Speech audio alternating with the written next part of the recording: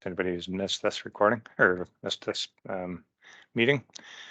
Good afternoon, everyone, and welcome to the City of Peterborough's vendor information session regarding social procurement on the 6th day of December.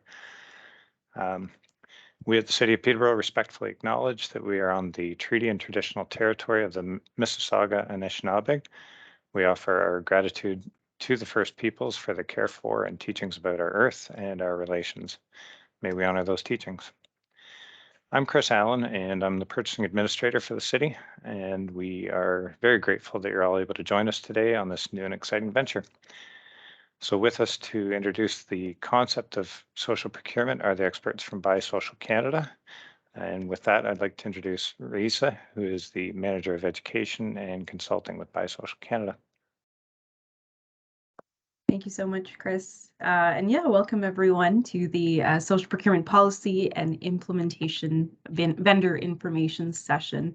So joining me as well is David LePage, who is the Managing Partner of Buy Social Canada. And so, yeah, we're here to talk about what social procurement is, what it looks like for the city of Peterborough, and for you, your vendors, how to actually get involved with social procurement, what are the tools and such coming up.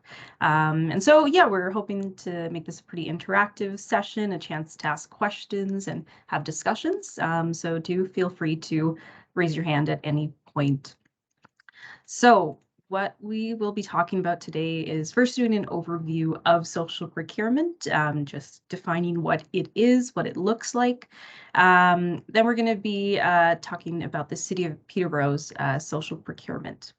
Then we're going to be talking a bit about two pieces for vendors that you'll be seeing coming down the pipeline, the vendor registry and the social value questionnaire. And then we'll have a chance for questions. And I do see a hand up already. Patrick. Hello, good day. I'm just wondering if you can go into more details on Buy Social Canada. Are they a charity? Are they a business? Is the city of Peterborough paying them any money in terms of consulting or anything like that? Like, just what is the relationship here? And hopefully, why exactly do we need the advice of Buy Social Canada in Peterborough? Perfect. Thanks, Patrick. And great question. Good segue into my next piece of what is Buy Social Canada. So Buy Social Canada, we are a nonprofit. We are a social enterprise that has been working with the City of Peterborough for a while now on the development of the policy updates for the City of Peterborough. So we're going to be talking a bit about that. And now the City of Peterborough is underway on a 3-year implementation journey on social procurement. So yes, we have been contracted by the City of Peterborough and working for quite a while with them. So we're going to be chatting about that and hopefully answer any questions that come out of it. So thanks for that, Patrick. Awesome. So first off, what is social procurement? So really, let's just break down procurement. It is purchasing. And we know kind of fundamentally that every purchase has an economic, environmental, and social impact. And when we focused on creating best value for money, that is when we are intentional about the multiple impacts our purchases have, procurement becomes much more than a financial transaction. Procurement actually becomes a tool for building healthy communities. So when we look at procurement, the purchasing, traditionally, the end goal of it was to create economic value for the purchaser, economic value for the supplier. But if every impact has, or every purchase has multiple impacts across the economics, environment, and social, then maybe economic value shouldn't be the end goal. Maybe we're missing something. And so what social procurement does, it adds a social value to existing purchasing. So now the purchaser receives value of the good and service. The supplier receives value, the actual dollar value of transaction for the supplier, and social value. Social value is created by the purchase. Therefore, the end outcome is creating value for the community. And so that same market transaction ends up creating additional value for the local community. And when we think about what is community value, or what is the purpose of social procurement, and redefining procurement from merely an economic transaction into a tool for community transformation, we can look at this framework of community capital, or what defines healthy communities. The health of a community is not measured by economic value alone, though of course it's a very important piece. We still need income and finances and capital to be part of a healthy community. However, we also need cultural capital, the need for culture, diversity, and respect to exist in our community. Human capital, the ability for members in our community to gain skills, have access to learning and training opportunities. The physical capital in our communities, what actually exists in the natural world as well as manufactured. And social capital, the actual glue that holds our communities together, families, institutions, and networks. And so when you do social procurement, you intentionally create community benefits based on the needs of the local community. And so the end goal is to increase these different capitals. And what capital to focus on really will depend on the context of the community, which we'll go into detail when we look at the city of Peterborough specifically. So what does this actually look like in real life? So I wanted to share you a bit of a case study from Peterborough of what social procurement can be. So a few years ago, the city of Peterborough was looking at how to grow cycling in the community, and they looked at the bike racks that were in the downtown area, and they needed to get them fixed. So the previous bike racks were sourced from Oregon in the States. But the transportation department at the city asked themselves, is there maybe more local or sustainable alternatives to the Oregon manufacturer? Through their research, they came across a local Peterborough business, City Welding Works. While they didn't make bike racks at the time, the transportation department approached City Welding Works and was happy to hear that they could possibly make the racks. This kickstarted a really great relationship. The city started purchasing from City Welding Works, which helped that business increase their capacity and the range of goods that they could produce, which ended up resulting in these very awesome custom bike racks, which you can now see all throughout downtown Peterborough. For the city, they were able to keep the purchases local and, increase employment opportunities and such. And also for them, they were able to reduce the shipping and installation charges and the associated environmental costs. It was both socially impactful and cost effective. So this is really what it's all about. It's about being intentional about the purchases that you have in front of you, and trying to ask yourself, can you support some social value outcomes? And so that is what leads us into social procurement at the city. So the city of Peterborough in September 26, 2022, approved updates to their procurement bylaw, which we'll look at in more detail on the next slide. And so this is what the timeline now looks like. The city of Peterborough is embarking on this 3-year implementation journey as the policy has been approved. And so we started with internal training on the policy and the associated tools, which we'll talk about today. The creation of a vendor registry, which we will also talk about today. And now we're moving into external training and making sure the vendor community is aware of what's happening and can start getting prepared for it.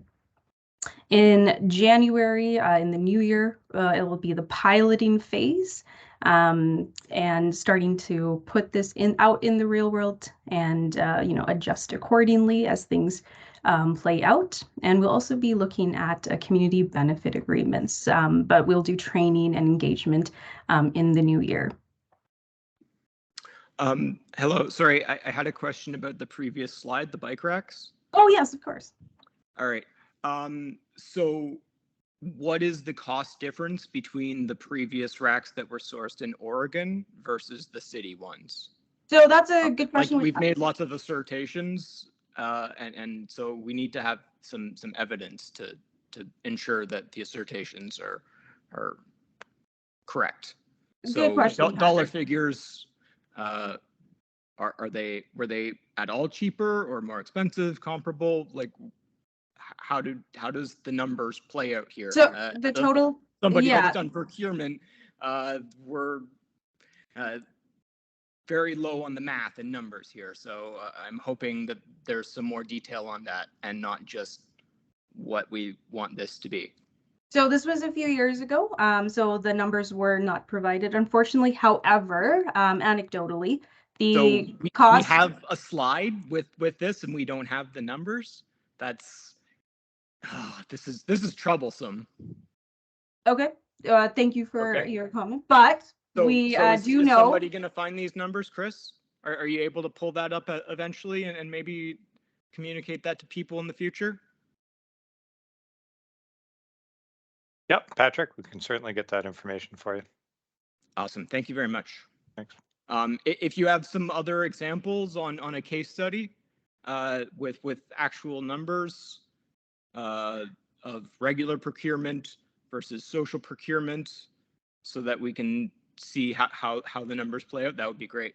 Sorry if we don't have the numbers for this case study, but yeah, any other.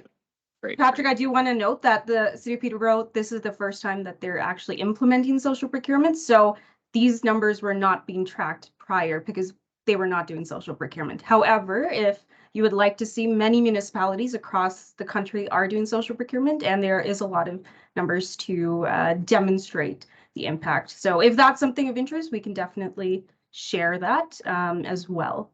So I do want to make that note. Perfect. So looking at the policy, and now this is in place, so this is formalized, and it is what the City of Peterborough is doing moving forward. The procurement bylaw, which can be read on the City of Peterborough's bids and tenders webpage, goes into detail about the purpose, goals, and objectives of procurement for the city.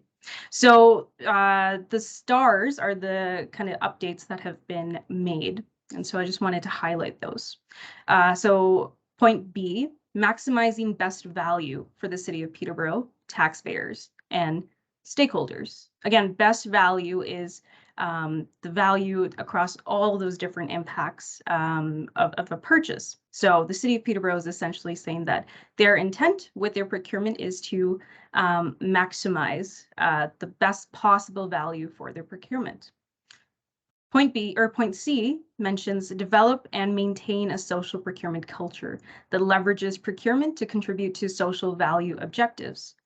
This will be done in accordance with the values of our community and council and aligns with the city's strategic goals and plans.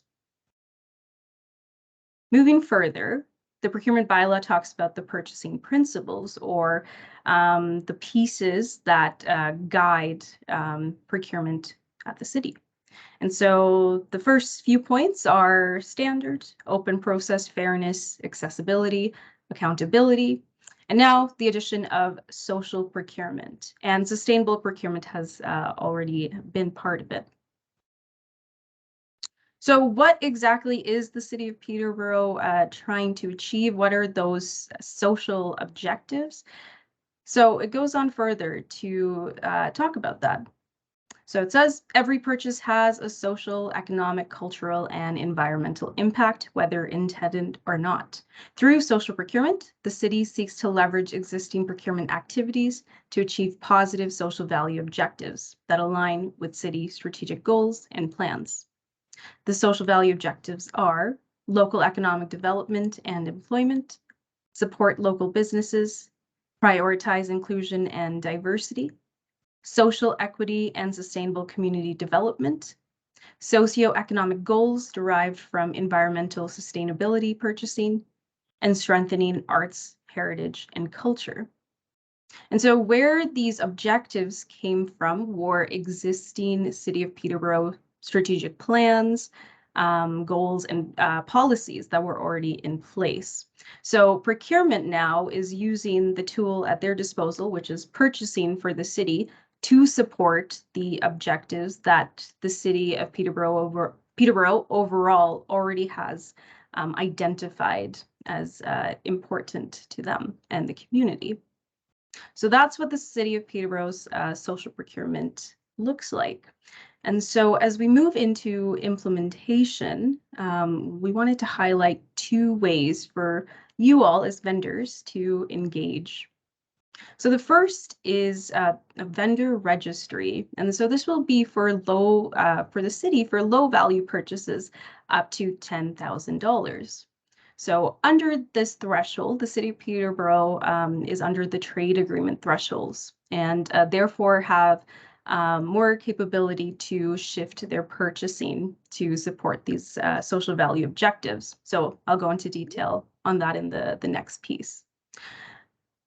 The second piece is the social value questions in competitive bids. And so for competitive bid purchases for goods, services, and construction above $10,000, there will be a social value questionnaire that will be used to assess for social procurement. And so we'll be looking at this questionnaire in this session.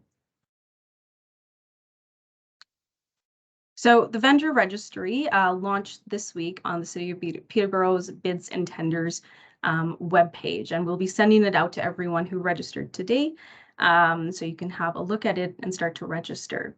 So here, vendors can input their information into the registry, so city staff can identify suppliers for their low value purchases. So as per the bylaw update, the priority for these purchases will be given to local businesses, social enterprises, diverse-owned businesses, and suppliers who contribute to the social value objectives. And Patrick, I see you have a question there. Oh, sorry, that was from before. I forgot to take it down. I apologize. No worries. And so the next piece we'll spend a bit of time on this is the social value questionnaire. So these are for competitive bid purchases for goods, services, and construction above $10,000, where a competitive bid needs to be put in place. So this questionnaire will be standard questionnaire with the same questions. So there'll be many different sort of competitive bids being put out, and the social value questionnaire will be standard across all those bids.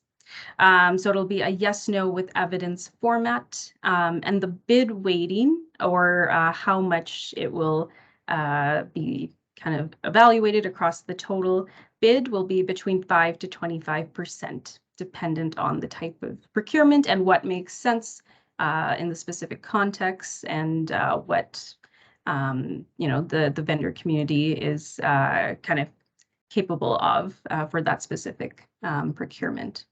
And I did want to note, you saw that sustainable procurement is also a piece of the procurement bylaw. And so there's a similar questionnaire that's been developed to assess for sustainable procurement and environmental considerations.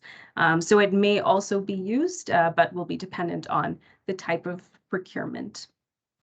So the social value questionnaire will be used to evaluate for the social value objectives. Again, those are local economic development and employment, supporting local businesses, prioritize inclusion and diversity, social equity and sustainable community development, socioeconomic goals derived from environmental sustainable purchasing, and strengthening arts, heritage, and culture. And they'll be evaluated in the 4 key opportunity areas of employment, skills and training, social value in the supply chain, and community development. And so at this point, I'm going to actually shift my share screen so we can have a look at what the questionnaire is.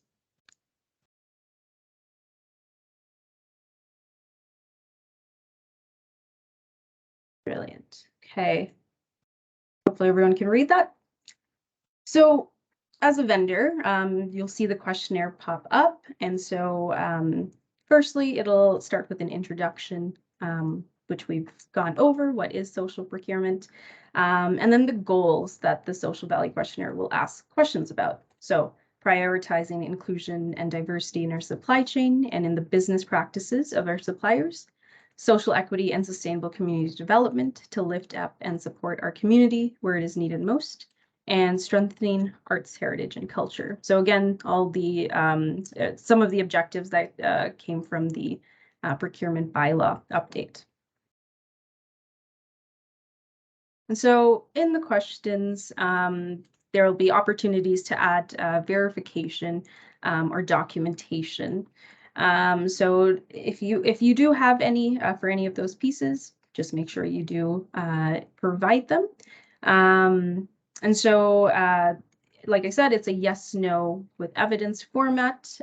So a no response or a not applicable response to an individual question is a valid answer and contributes to meeting any mandatory bid requirements in terms of the questionnaire being considered complete. So you don't have to say yes to everything if it's not a yes, but to you need to complete the questionnaire as part of the bid. So a no or not applicable is valid. However, no points can be awarded for that question. So we'll get into that as we look at how what each question is. The questionnaire weighting as a percentage of the whole proposal can be found in the summary of the evaluation. And the city reserves the right to verify the information reported in the questionnaire by the successful proponent. So, like I said, the first section would be employment. And so these are the questions you would see. Again, it's a standard questionnaire, so these are the same questions that will be asked at different bids. So the first question is, does your organization currently have strategies or policies around inclusive employment practices to ensure you're providing employment opportunities for equity-deserving groups or persons facing barriers to employment?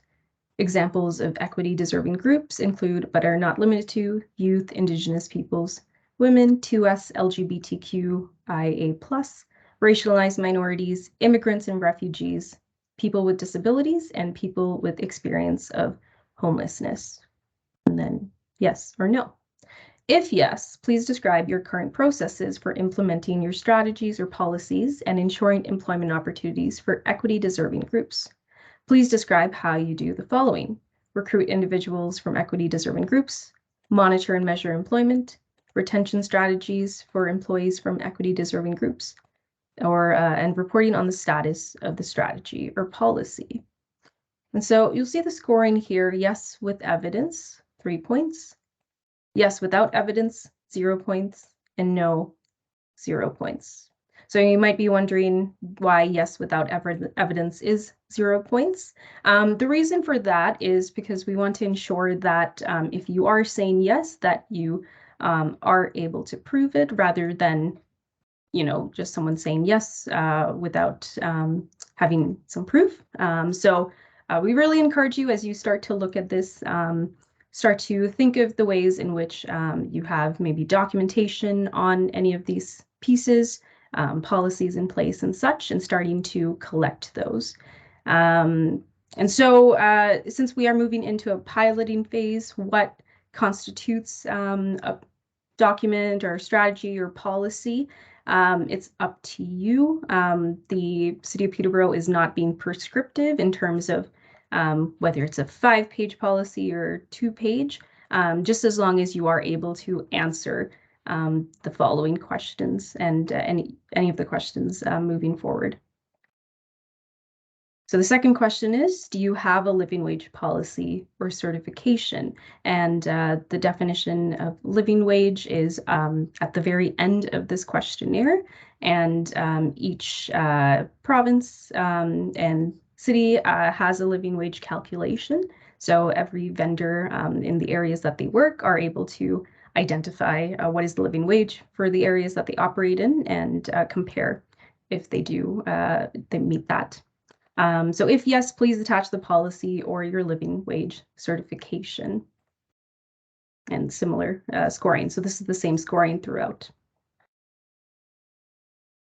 So the second section is skills and training. The first is, do you currently have an apprenticeship, paid internship, or paid work experience program? If yes, please provide details of this program. Details should include how many apprentices or individuals have participated and the history of the program.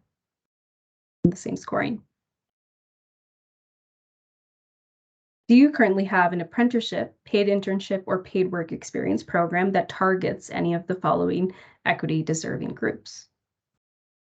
If yes, please provide details. And then details should include which groups, how they are targeted, how many individuals have participated and are currently enrolled, and the history of a program. Again, the city is not being prescriptive in how this is given, whether it's a lot of data or just a few paragraphs, but just so that we are able to start seeing what is out there and what social value objectives are being created. Sorry if I can ask another question. Oh yeah, sorry, I can't see the hands, so sorry if I missed you. Yeah, go ahead. No worries. So this questionnaire, it's based on self-reports, correct? Yeah, so some can be self-reports, or if there's third-party certification, like living wage, for instance. Yeah. So we're asking for people to self-report that they're qualified for the sort of program, and the proof that they actually qualify for it is describing like what they do. That doesn't sound like proof. Like maybe some of them, like the living wage, like are we asking for pay stubs for all the employees, or like actual records to prove that things like this are being done? And the reason why this is an issue, and we actually need people to prove that they're of a member of a certain group or whatever, is because people have taken advantage of these sorts of programs in the past. There's been a number of like politicians and educators, or people that are in professional positions that have claimed to be a member of a certain group in order to gain benefits and advantages in these sorts of systems. And it sounds like we're just asking people to self-report and to take their word on it. So that's really problematic. Once again, that there seems to be a serious lack of like safeguards and controls to ensure that No, the Patrick, city let me isn't explain. gonna get taken advantage of. Let me explain third-party certification, which is the question. So third-party certification actually says it's not just you stating this. We're asking for a third-party certification. So when that is done, that is someone other than that person certifying that, yes, they meet the criteria of this particular question. The living wage is a standard that's set province to province or city by city by a third party. So again, they're certified living wage employers is one model. The other one is that to recognize, and your questions are great because what we're going into is the pilot phase. So we'll be testing this. And I think what your questions are raising the cautions that we've heard from many people. And so as we go into the pilot, these are the things that we'll be watching for and making sure that we have the right criteria and working with the city staff and with the stakeholders to make sure it's getting the results we want, but it also is not too onerous for small businesses to participate in city procurement. So these are great because this is why we do pilots before we do a permanent process. Yeah, like it says in the question number 4, if yes, please provide details of your apprenticeship, paid internship, or paid work experience program. Details should include which equity deserving groups are target, how they are targeted, how many apprenticeships and individuals from equity seeking groups have participated and are currently enrolled, and the history of the program. There's no mention of certification or evidence or third parties confirming that. And So yeah, I think those are the things we'll see. that's mind-boggling.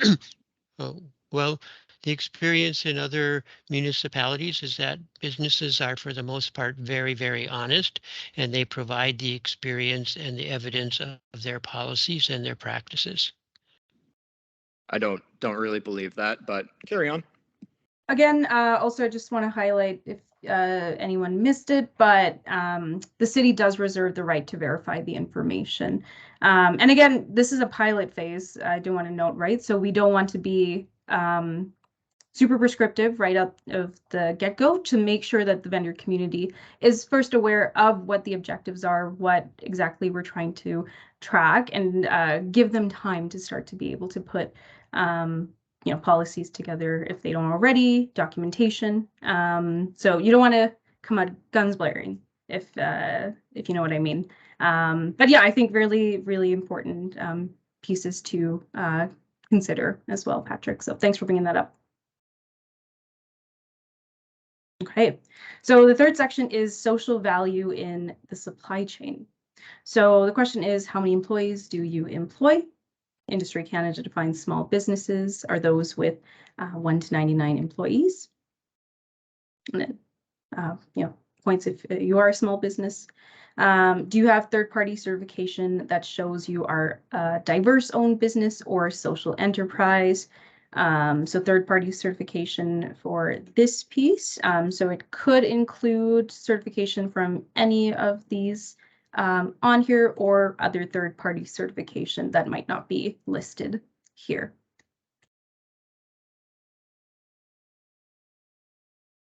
And the next question is, does your organization practice social procurement? Social procurement is intentionally seeking to leverage social value from your supply chain. This could be buying from small businesses, diverse-owned businesses, social enterprises, and businesses who support your social value creation goals. If yes, please attach the relevant policy or provide evidence of implementation in your supply chain. Do you currently track the number of contracts and/or dollars spent in your social procurement practice? If yes, please provide a report or recent data on numbers of contracts and/or dollars spent.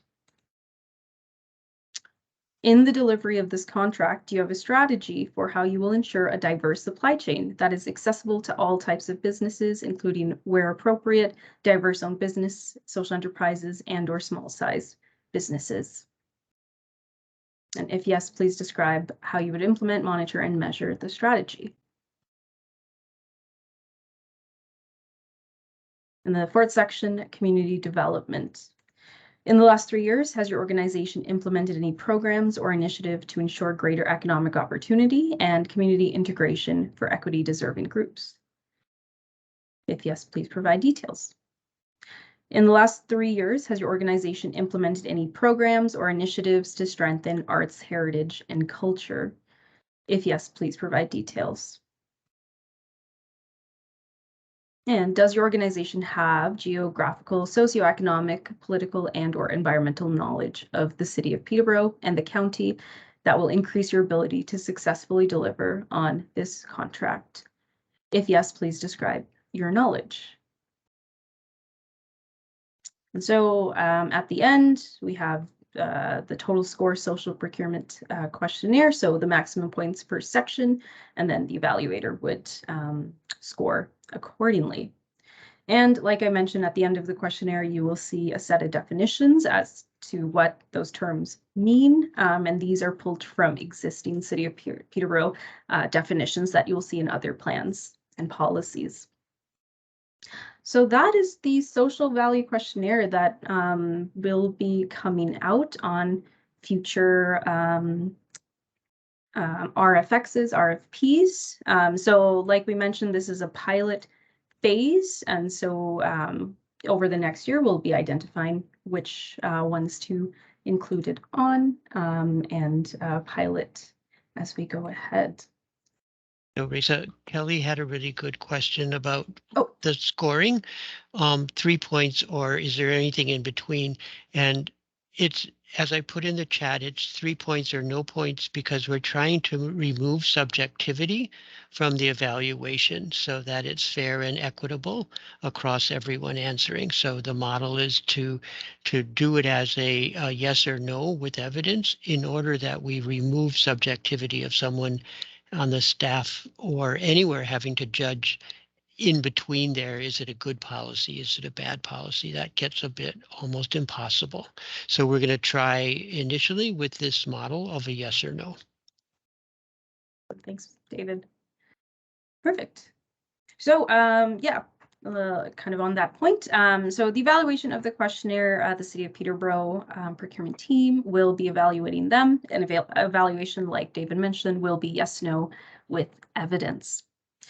So as you look at this and you're looking ahead how to prepare for the questionnaire, our advice would be to start to gather evidence to support your answers, policies, certifications, data, stories, etc. Again, the city is not being prescriptive in what you include unless it is third-party certification, those questions. So just start to gather and spend time on it. Again, it's a standard questionnaire, so the same answers can be used across different bids.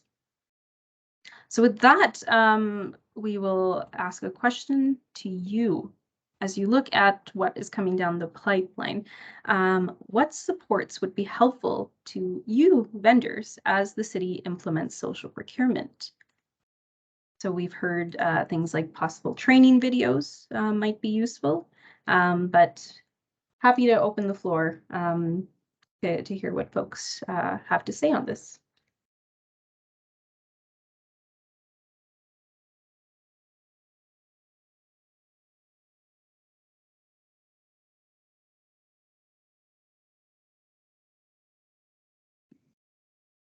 Yvette or Chris, anything you want to add from the city's perspective?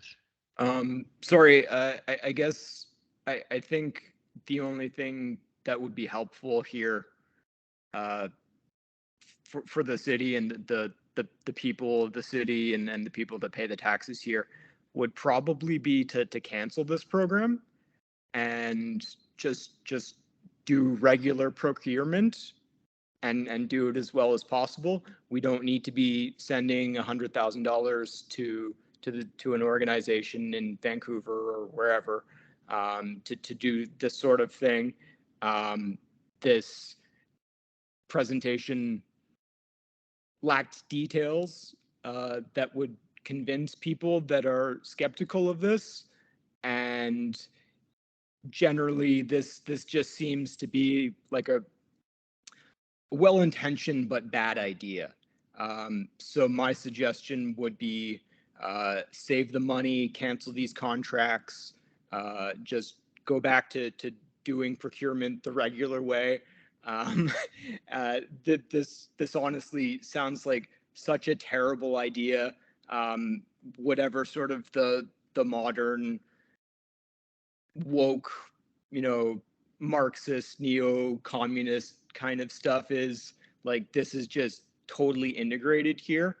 And yeah, it's nothing more than a bad idea. It sounds like it's going to cost the city more money. We don't know how much more.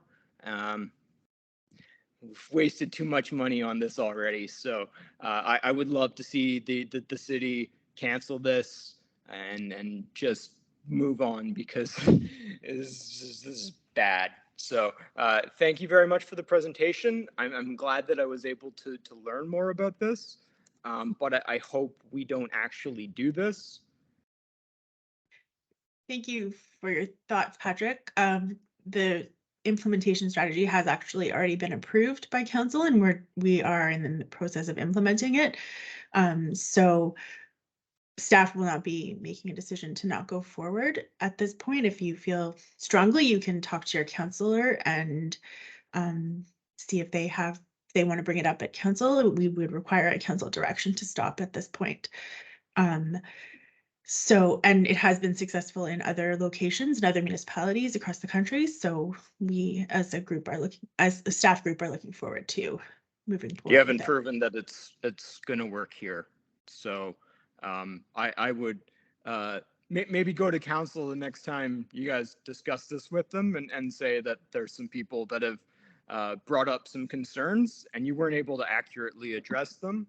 So yeah, that would be great. Yeah, it's unfortunate that you don't have good answers to these questions and are continuing to go forward. It's a lot of money that you guys spend, and it sounds like you're only going to spend more of it. And people don't have a lot of money these days. The city's raising taxes to cover wasteful programs like this. So yeah, it's very sad that that we're just going in the wrong direction and we're not interested in slowing down the course in the wrong direction or changing course. It's just full steam ahead into the abyss. So it's shameful. Anyways, Okay, I'd James. love to hear from other people. Yeah, James has a question. Hello, everyone. I guess the question that's been posted, I think vendors probably would like to see maybe some examples of some of the questions, some of the criteria that would benefit.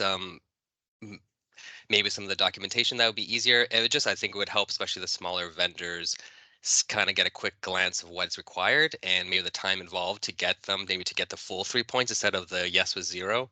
I think that's probably an ideal thing once, maybe not in the first weeks of the pilot, but maybe somewhere within the pilot phase to get that kind of information posted would be good. Yeah, and what we've also been able to do, James, is to do some vendor training, which is in order to work with vendors on what are some of the models that have shown up. But you're right, it evolves. So it's a great point. We can put it into some of the considerations of how we demonstrate what is an acceptable kind of submission or third party.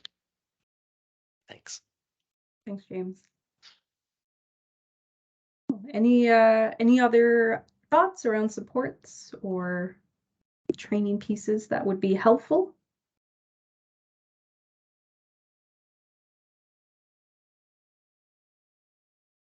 No. Okay.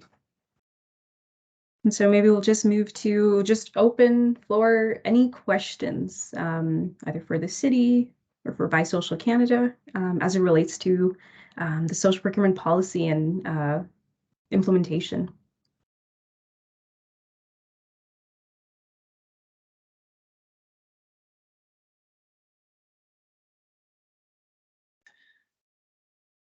So I'd just like to, I'll take the opportunity to just state that we're very much in the pilot phase, as Risa has mentioned several times. And so these are the questions that are going forward at this point. And as we get more data, I feel like we may need to refine certain areas, or we'll have better examples of what vendors are looking for or what's available in the vendors that we deal with. So we're looking forward to moving forward and seeing what's available and what kind of participation we can get with our community and our purchasing partners. I think, James, did you have a question? I saw your hand. I just had a question. I think I might have missed it in the slide deck about the environmental questions. If there is a question, maybe is it possible to bring it back up, because I missed it and I don't know sure what the questions are for it. But I guess my end result is I'd like to see that area beefed up more if it's possible, if it's a little bit more fleeting. Especially that could be an iteration throughout the pilot, but sustainability, there are environmental questions that a business is already providing or doing within their own, I guess, supply chains would be a beneficial thing to see. But I might miss that question, so I apologize. That's why I put my hand down, because I wasn't sure.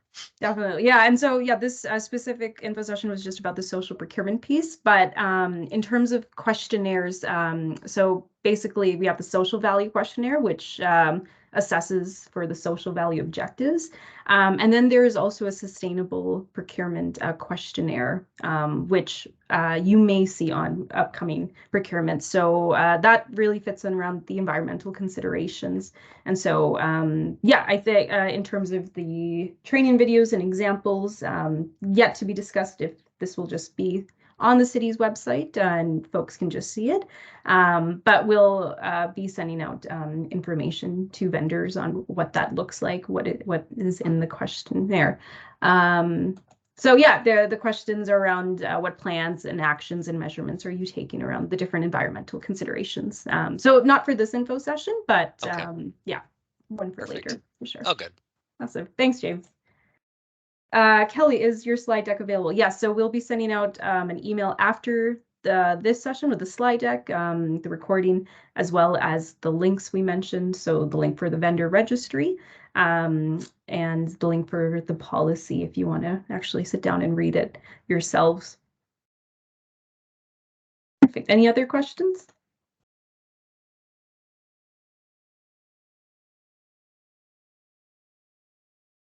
Okay.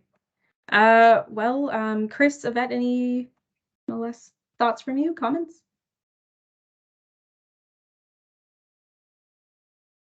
Nope, just reiterating what Yvette had stated earlier, just stating that we're looking forward to the project and looking forward to seeing the results, the outcomes of what bid submissions come about, and looking forward to working with the city. And I'd just like to thank everyone for participating today, where we are thankful of your time and all of the comments and suggestions that we'll take forward into the project. Perfect. Yeah, and thank you on behalf of Bisocial Canada. We have another info session, the same info session on January 11th. So if you know folks who would be interested, or if you'd like to come again, you can definitely do that as well. But yeah, otherwise, thank you so much for your time. We'll be sending out the email afterwards so you can have all this information. And yeah, excited for the journey ahead. Thank you, everyone. Have a great day. Thank you. Bye. Thanks.